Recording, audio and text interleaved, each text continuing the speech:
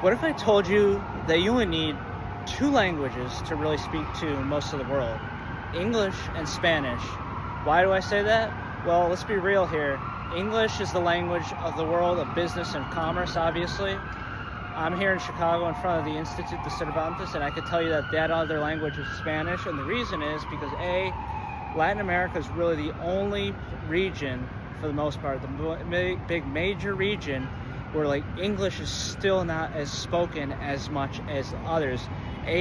So Asia, Africa, Oceania, and obviously Europe, they speak English to a much greater extent than Latin America. Latin America has probably the lowest English proficiency out of all places in the world, on average. And Spanish, believe it or not, is the language dominant of that area. Obviously, one could argue and say there's others, but Spanish is really the dominant language. It's spoken by 20 or so countries at least, and you got the cultural and influence in that area that's really the dominant language of communication.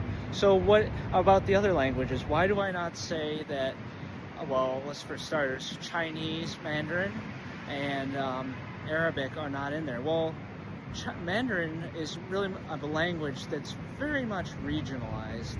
It's got the most people, native speakers and all that sort, but it's very much concentrated in China. And even with the big emigration and all that sort, a lot of people who emigrate from the country and those similar in places like Singapore where it's spoken to, they tend to know English as well. So keep that in mind.